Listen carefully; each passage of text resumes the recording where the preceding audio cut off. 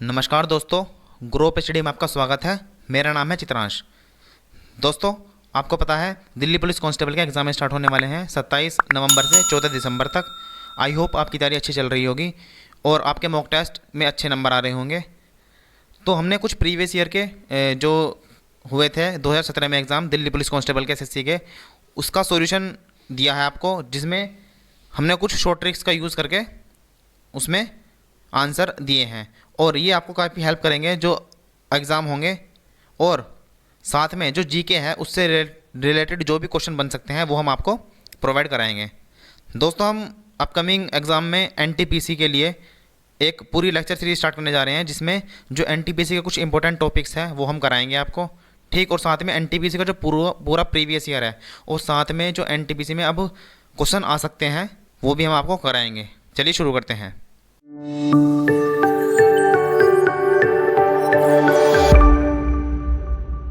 इसमें पहला क्वेश्चन है, which of the following statement is true. ये दो ऑप्शन है इसमें ये पूछा है कि इसमें से कौन सा सही है। तो ये फर्स्ट है 2 की पावर ये 400 है और ये ग्रेटर देन 3 की पावर 300, और ये सेकंड है 3 की पावर 400 ग्रेटर देन 4 की पावर 300।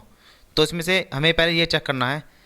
तो इसे चेक करने के लिए आप कैसे करेंगे, इसमें क्या करें, आप 2 की पावर 400 को करेंगे तो ये बहुत लंबा बैठेगा, तो इसे आप कैसे भी शॉर्ट करें। वो शॉर्ट करने के लिए आप क्या करें, आप 400 300 का एलसीएम लें, एचसीएफ 400 300 का एचसीएफ लेंगे तो वो आएगा 100। मैंने आपको एचसीएफ लेना बताया था, 400 है ये, 300 है ये। ठीक है, आप इन्हें माइनस कर दो, इसमें से माइनस 400 में 300 माइनस करेंगे तो ये आएगा 100। अब ये देखेंगे 100 इससे कट रहा है 100 इससे कट रहा है। ठीक, मल्टीपल है मतलब 100 इसके, तो यानी कि 100 इसका एचसीएफ हुआ। अब हम क्या करेंगे, 2 की पावर 400 में डिवाइड बाई 100 करेंगे और ये 3 की पावर 300 में डिवाइड बाई 100 करेंगे तो ये आ जाएगा 2 की पावर 4 ग्रेटर देन 3 की पावर 3। ठीक, तो ये आएगा 2 की पावर 4 यानी कि ये 16 ग्रेटर देन 27। तो ये गलत है ऑप्शन, 16 बड़ा नहीं है, 16 तो छोटा है। तो पहला ऑप्शन गलत हो गया आपका। सेकंड ऑप्शन देखते हैं, 3 की पावर 400 ग्रेटर देन 4 की पावर 300। इसमें भी क्या होगा, एचसीएफ 100 ही आएगा तो 100 से डिवाइड हो जाएगा ये।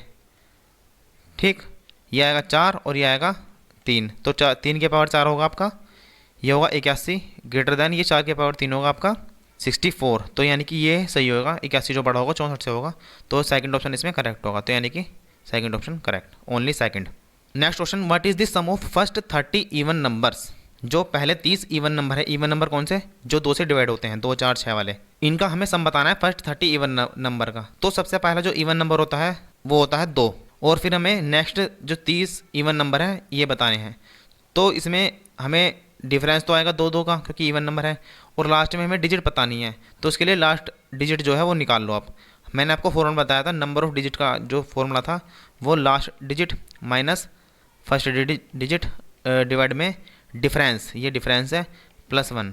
तो वैल्यू रख दो, एन की वैल्यू है इसमें 30 जो है 30 फर्स्ट 30 नंबर है ना, लास्ट डिजिट हमने एक्स मान ली, माइनस फर्स्ट डिजिट हमारी 2 और डिफरेंस भी है 2 और प्लस 1। ठीक, तो इसमें ये होगा आपका एलसीएम लेंगे आप इसमें 30, ये 2 का एलसीएम लेंगे, x minus 2 plus 2 divide by 2, ये 2 से 2 कट जाएगा तो x जो आएगा वो आएगा 60, यानी कि जो लास्ट डिजिट होगी वो होगी 60।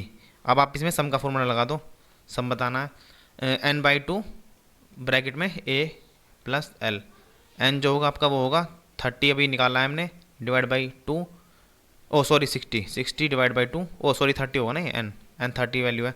a है हमारा फर्स्ट टर्म यानी कि 2 और लास्ट टर्म है हमारा 60। तो ये तो होगा 2 से गया ये 15 होगा, 15 गुना 62, ये होगा हमारा 15 दूनी 30 और 15 छिक्का 90 और 3 93, 930 होगा हमारा आंसर। सेकंड ऑप्शन आपका correct. Next question, what is the value of 1.01 plus 0.01। इसमें 1.01 को आप ले सकते हैं 1 प्लस 0.01 का स्क्वायर प्लस 0.01 को आप ऐसे लिख लो, कोई प्रॉब्लम नहीं है इसमें 0.01। अब देखो इसमें a प्लस बी का होल स्क्वायर लग जाएगा, a स्क्वायर 1 का स्क्वायर 1 प्लस बी स्क्वायर 0.01 का square plus 2ab, 2 into 1 into 0.01 यानी कि 0.02 प्लस ये इसका स्क्वायर, मैंने आपको बताया था ये वैल्यू होती है एक का स्क्वायर ए की, और इसका स्क्वायर करेंगे सिंगल में है 2 के बाद डिजिट, ओ सॉरी पॉइंट, और जब स्क्वायर करेंगे तो 4 के बार होता है, तो यानी कि ये 0.0001 ये हो गया 4, 0001 के बाद पॉइंट हो जाएगा। इसमें 1 प्लस ये भी ऐसे हो जाएगा 0.0001 प्लस 0.02 प्लस 0.0001, इसको ऐड करेंगे तो 1.0001, इसको ऐड करेंगे, ऐसा कर लो, इसे ऐड कर लो 1 और इसको, ये आएगा 1.02, और इन दोनों को ऐड कर लो तो ये आएगा 0.0002। अब इन दोनों को ऐड करोगे तो आएगा 1.0202। तो जो हमारा ऑप्शन होगा वो फर्स्ट ऑप्शन इसका करेक्ट होगा। Next, how many numbers are there from 80 to 120 which are divisible by both 7 and 5। अगर इसमें 2 डिजिट दी हैं डिविजिबल बाय 7 5, तो इनका एलसीएम ले लो आप। भाई वो डिजिट जिससे डिविजिबल होगा वो इनका एलसीएम ही तो होगा, इनका एलसीएम होगा 35। अब 35 के मल्टीपल में 80 और 120 के बीच में कौन सा आता है? 105 आता है। तो यानी कि केवल 105 ही डिजिट केवल ऐसी है 80 और 120 के बीच में जो 7 से भी डिविजिबल है और 5 से भी डिविजिबल है। ठीक है, इसमें एलसीएम ले लो आप, उससे आ जाएगा ये। तो इसका जो फर्स्ट ऑप्शन होगा वो करेक्ट होगा 105। If a plus B is equals to 10 and A B is equals to 5 then what is the value of A square plus B square. Simple सा फॉर्मूला है, ए प्लस बी का whole square formula लगा दो इसमें। ये होता है A square plus B square plus 2ab, value रख दो आप। a प्लस बी है 10 यानी कि 100 is equals to A square और बी स्क्वायर की वैल्यू हमें निकालनी है plus B square, 2ab, A B है 5 यानी कि ये है 10, तो A square plus B square हो जाएगा हमारा 90। सेकंड ऑप्शन होगा इसका correct. Next question, income of C is 30% more than income of B. Income of C is 30% more than B, यानी कि अगर बी की 100 है तो सी की 130 होगी। Income of B is 30% more than A, और इनकम ऑफ बी जो है यानी कि अगर ए की वैल्यू निकालें हम तो ए यानी कि बी से 30% ज़्यादा है, यानी कि बी का 130%। नहीं सॉरी, ये ऐसे नहीं होगा। इसमें क्या होगा, बी हमने 100 मानी, सी 130 मानी। अभी कह रहा है income of B is 30% more than A, तो इसमें क्या होगा, इसमें हम ये 100 जो है बी की वैल्यू ये 30% ज़्यादा है, तो यानी कि ये जो है ये 130 की वैल्यू है, तो 100 की वैल्यू क्या होगी, ये होगी ए की वैल्यू। ठीक है, इसमें ये लंबा पड़ जाएगा थोड़ा सा दोस्तों। तो आप ऐसा करो, जो नीचे वाली वैल्यू है ना, income of A is 30%, income of B 30% more than है, तो आप ए को मान लो 100। अब देखो कि कैसे ईजी होगा। ए को माना हमने 100, अब ये कह रहा है कि income of B 30% more than income of A. अब अगर ए की 100 है तो बी की 30% ज़्यादा यानी कि 130 होगी, और सी की कह रहा है 30% मोर देन बी, तो सी की बी से 30% ज़्यादा है, और इसका 30% होगा 39, तो इसमें 39 ऐड कर दो आप, ये होगा 169। अब ये कह रहा है कि how much more percent than income of A, तो ये होगा कितना होगा, 69 ज़्यादा होगा, कितने पे होगा, 100 पे ज़्यादा होगा इसे, तो 100, तो यानी कि 69% इसका आंसर होगा हमारा। ठीक, ये ऐसे करोगे आप इसे तो ये लंबा पड़ेगा थोड़ा सा, ऐसे मत करना। नेक्स्ट क्वेश्चन की बात करते हैं। इसमें एक्स और वाई का रेशियो दिया हुआ है, एक्स और वाई का रेशियो, और वाई और जेड का रेशियो दिया हुआ है। ये दिया हुआ है 4 3, और ये दिया हुआ है 7 और 9। इसमें वाई 3 है, इसमें वाई 7 है, तो हमें बराबर लाना पड़ेगा। बराबर लाने के लिए हम 7 और 3 कैल्शियम ले लो, ये हो जाएगा 21, लेकिन इससे लंबा पड़ जाएगा, आप ऐसे कर लो इसे। एक और ट्रिक है इसकी, एक्स वाई जेड को ऐसे लिख लो आप, और 4 ये 3, ये 7 और ये 9। भाई एक्स और वाई का रेशियो 4 और 3 है ना, और वाई और जेड का है, इसके नीचे लिख लो 7 और 9। अब हमें क्या करना है, यहाँ पे एक वैल्यू खाली है, यहाँ पे एक वैल्यू खाली है, तो जो ये 3 है, जो इसके बराबर वाली वैल्यू है खाली स्थान के बराबर में, ये वैल्यू इसी में डाल दो 3, और ये 7 जो है इसके बराबर में खाली है तो 7 यहाँ डाल दो। तो जो इनका जो रेशियो होगा वो होगा 7 चौक 28 रेशियो 21 रेशियो 27। हमें किसका पूछा है, एक्स और जेड का रेशियो। एक्स और जेड का रेशियो हो जाएगा 28 रेशियो 7 यानी कि 27, यानी कि सेकंड ऑप्शन इसका करेक्ट होगा।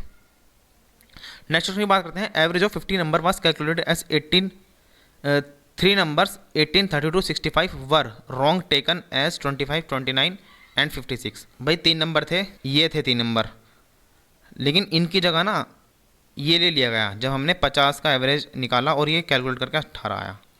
तो हमें देखना है सही एवरेज जो होगा वो क्या होगा, क्योंकि गलत वैल्यू डली है। तो सही वैल्यू ये वाली है, इनको ऐड करो, कितना है 8 और 2 10 5 15, 15 का 5, ये 1 होगा इसका हासिल 1 2 3 4 5 6, 3 और 3 6 और 6 6 12, ये होगा 125। ठीक, 1 2 3 4 5 6 और 5 11, सॉरी 115 होगा, 115। इसे ऐड कर दोगे तो 9 और 5 कितना होगा 14, 14 और 6 होगा 20, ये 2 जाएगा हासिल, 2 3 4 5 6 और 6 और 5 11, ये होगा 110। अभी ये जो सही वाली वैल्यू है, ये तो गलत वाली वैल्यू है, ये सही वाली है। अब ये सही वाली वैल्यू है 5 ज़्यादा, तो इससे हमें पता चल जाना चाहिए कि जो एवरेज होगा वो सही वैल्यू का वो थोड़ा सा ज़्यादा होगा। अब वो कितना ज़्यादा होगा भाई, ये 2 ऑप्शन तो करेक्ट ही हो गया क्योंकि ये गलत होगा क्योंकि ये 18 से कम है। अब इन दोनों में से आंसर है वो निकाल लेते हैं हम। अब ये जो 5 है ये जो है ये पूरे 50 जनों में बटेगा क्योंकि एवरेज निकाल रहे हैं हम, 50 जनों में बटेगा, ये क्या आएगा, ये आएगा 0.1। तो जो हमारा एवरेज बढ़ेगा वो 0.1 से बढ़ेगा, यानी कि जो पहले 18 था अब कितना होगा 18.1, 18.1। तो आंसर जो उसका 3 होगा। नेक्स्ट क्वेश्चन की बात करते हैं। A man borrowed ₹8,000 at compound interest at the rate of 10% per annum. If the interest is compounded half yearly, then what will be the amount to be paid after 1.5 year? दोस्तों ये कह रहा कि जो इंटरेस्ट हो रहा है ना कंपाउंडेड वो हाफ ईयरली ले रहे हैं हम, तो हमें 1.5 साल का निकालना है। भाई 1.5 साल में कितने हाफ ईयरली होंगे भाई, 6 महीने करके 3 होंगे ना, यानी कि इसे 3 साल मान लो एक आप, क्योंकि हाफ ईयरली निकाल रहे हैं हम। और 10% जो है ये पर एनम है, तो हाफ ईयरली का कितना होगा, ये 5% होगा। तो हम इसमें ट्री से कर सकते हैं, 8,000 जो है ये 5% के उससे 3 साल का निकाल लो। 3 साल मतलब वही हाफ ईयरली में 3 साल हुए ना, हाफ ईयरली में मतलब 1.5 साल वैसे है और हाफ ईयरली में होंगे 3 साल। 8,000 का 5% कितना होगा 400, ये भी 400 और ये भी 400। कैसे निकालते हैं इसमें, ऐसे देखो, ये फर्स्ट ईयर है, ये सेकेंड ईयर है, ठीक है, और ये है थर्ड ईयर। फर्स्ट ईयर का 5% कितना है 8,000। अब जो सेकंड कंपाउंडेड निकालना है तो सेकंड ईयर में भाई 8,000 रुपये भी होगा और साथ में 4,000 रुपये भी होगा, इसका होगा 5% 20। अब थर्ड ईयर में 8,000 रुपये भी होगा, 4,000 रुपये भी होगा इस वाले पे 20, इस वाले सॉरी 400 पे, इस वाले 400 पे भी होगा 20 और इस 20 पे भी होगा। इस 20 का 5% क्या होगा 1। तो जो पूरा हमारा अमाउंट होगी वो कितनी होगी 8,000, ये कितना हुआ 600, ये हुआ 60 और ये हुआ 1, ये हुआ 661 प्लस में 8,000, ये 1 6 6 और 600, सॉरी ये गलत हो गया, ये होगा 1200 और ये होगा 60 और ये होगा 1, तो ये होगा 1261 और इसमें आप 8,000 ऐड कर दो, ये होगा 1 6 2 9, 9,261 इसका आंसर होगा। नेक्स्ट क्वेश्चन की बात करते हैं। इसमें क्या है, एक वूमेन ने 14 एप्पल खरीदे और 14 एप्पल 13 के रुपए पर एप्पल के उससे बेच दिए। ये है एप्पल और ये है रेट, ठीक, एप्पल का लो आर्टिकल का लो, ये 13 रेट है और बेचे जो हैं ये 13 एप्पल 14 रुपये के उससे। तो हम इसमें क्या करते हैं, कभी भी अगर प्रॉफिट लॉस निकालना है हमें दोस्तों, तो जितने आर्टिकल या जितने एप्पल लाएंगे हम उतने ही हमें बेचने पड़ेंगे, तभी हम प्रॉफिट और लॉस निकाल सकते हैं, ठीक। तो इसमें क्या है, आपको 14 अगर ये लाई हैं तो ये 14 ही बेचने पड़ेंगे। आप इसे यानी कि बराबर मान लो, बराबर अगर लाए हैं तो बराबर ही इसे बेचने पड़ेंगे। तो इसमें क्या करो, आप 14 और 13 कैल्शियम ले लो, 14 और 13 कैल्शियम ले लो, तो ये क्या आएगा, इसमें आप या फिर ऐसे कर लो, इसमें 13 की मल्टीप्लाई कर लो, इसमें 14 की मल्टीप्लाई करो, तो ये बराबर वैल्यू हो जाएंगे दोनों, 14 इंटू 13 14 इंटू 13। तो यहाँ 13 की हुई है तो यहाँ भी 13 की होगी और यहाँ 14 की हुई है तो यहाँ भी 14 की होगी। तो ये यानी कि कितना रेट हो गया इसका, ये 169 हो गया रेट, और जिसमें लाई है, और ये बेचेंगे कितने में 196 में। तो जो इसे प्रॉफिट होगा, भाई प्रॉफिट होगा ना, 27 का प्रॉफिट होगा कितने पे 169 पे और इंटू 100, ये हमारा आ जाएगा प्रॉफिट %, ठीक है। तो ये होगा आपका 2700, ये ऐसे करेंगे, 2700 डिवाइड बाई 169, कैसे कर सकते हैं, सॉरी सर 169 1 से जाएगा, ये कितना बचेगा, 10 में से 9 गया 1, ये 6 में से 6 का 0 और ये 101 और ये नेक्स्ट 0 1010। अब ये किससे जाएगा 169, ये 5 से जाएगा क्योंकि 6 इसमें है ही नहीं, तो 5 से जाएगा ये, तो ये होगा 15, यानी कि 15 आंसर में होगा कुछ। तो जो उसका 15 हमें आंसर ऑप्शन में हमें पूरा सोल्व करने की जरूरत नहीं है, 15 ऑप्शन में एक ही दिख रहा है, तो ये होगा 15.97 इसका आंसर जो प्रॉफिट होगा। ठीक है दोस्तों, नेक्स्ट क्वेश्चन की बात करते हैं। पंकज ने परचेज करी एक वॉच 900 रुपये की and marks its marked price such a way that after allowing a discount of 30% he earns a profit of 40%। What is the marked price of watch?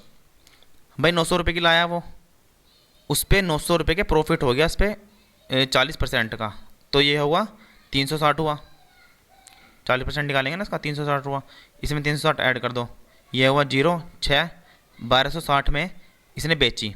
लेकिन ये 1260 क्या है भाई? ये 1260 जो है ये डिस्काउंट आने के बाद आया है MRP पे, यानी कि ये जो 1260 है ना, इस पर कितने का डिस्काउंट मिला है, मतलब मार्ट प्राइस जो है उस पर 30% का डिस्काउंट मिला है, तब जाके 1260 आया। तो यानी कि ये जो है 30% घटाएंगे, यानी कि ये 70% की वैल्यू है, तो 100% की वैल्यू कितनी होगी? निकाल दो भाई, 0 से 0 कट गया, ये आया 7 एकम 7 बचा 5 7 8 56, तो जो आंसर होगा हमारा मार्ट प्राइस वो होगा 1800। ठीक है दोस्तों, ये आप ऐसे सोल्व करें पेपर में, ज़्यादा लॉन्ग मेथड ना करें। Next question, length of diagonal of A square is 7 centimetre.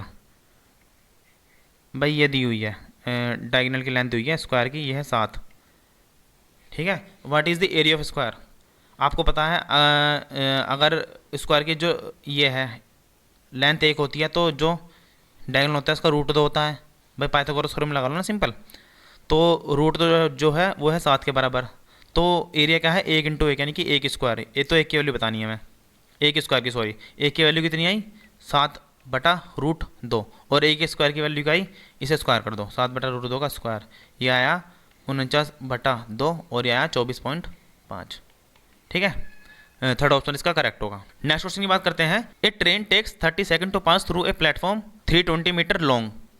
भाई समय ले रहा है 30 सेकंड का, और time is equal to distance upon speed, 320 की स्पीड है, और 320 मीटर का प्लेटफॉर्म है, और भाई 30 सेकंड में पास कर रहा है प्लेटफॉर्म को ट्रेन।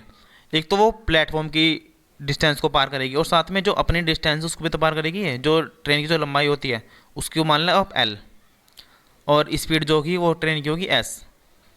नेक्स्ट में क्या है 25 सेकंड ले रही है वो, अनदर प्लेटफॉर्म है 230 मीटर का, और लेंथ वही है ट्रेन की, और स्पीड जो है सेम है। ठीक है, तो हमें बतानी है लेंथ बतानी है ट्रेन की मीटर में ही। तो कैसे निकालेंगे इसे? इन्हें ऐसा कर लो, इन्हें डिवाइड कर लो भाई, ऐसे ऐसे कट गया, और ये क्रॉस मल्टीप्लाई कर लो, तो ये होगा, पहले इसे काट दो आप भाई रेशियो में ना, ये तो 5 5 25 5 6 30, तो 230 छिक्का 600 6 3 18 18 और 6 दूनी 12 और 1 13, 1380 आ गया, plus 6L is equals to 5 × 320, ये 0 5 दूनी 10 5 3 15 और 1 16, 1600 प्लस 5L, यहाँ से निकाल लो 6L - 5L, ये L आ जाएगा इधर, और 1600 - 1380, ये आ जाएगा 0 2 और ये 2 220। तो जो ऑप्शन आपका होगा करेक्ट वो होगा third. Next question, Rahul is 50 years old and Mohit is 70 years old.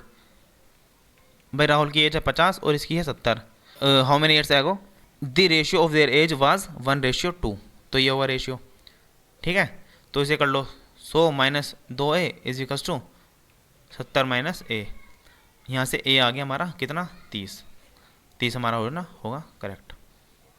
Next, अनुज की एफिशिएंसी दे रखी है 150% ऑफ विनोद एफिशिएंसी। भाई अगर विनोद की एफिशिएंसी हमारी 10 है तो अनुज की कितनी होगी 15 होगी, ये है इसका मतलब, या फिर 5 दूनी 10 5 3 15 2 और 3। If Anuj can complete a piece of work in 10 days, Anuj कर रहा है 10 दिन में, तो टोटल वर्क कितना होगा, work into efficiency, total work होगा हमारा टाइम इंटू एफिशिएंसी, टाइम है हमारा 10 और एफिशिएंसी हमारी 3, तो टोटल वर्क आएगा 30।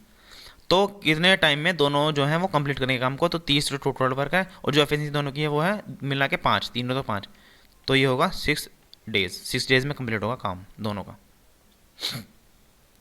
दोस्तों आज के लिए इतना ही। आपको वीडियो कैसी लग रही है आप कमेंट करके बता सकते हैं, और चैनल को सब्सक्राइब करो और बेल आइकन को दबाना मत भूलना। ठीक है, और इसकी अगर आपको PDF चाहिए तो हमारे जो डिस्क्रिप्शन है उसमें लिंक है टेलीग्राम का, आप उसमें जाके इस PDF को डाउनलोड कर सकते हैं। धन्यवाद।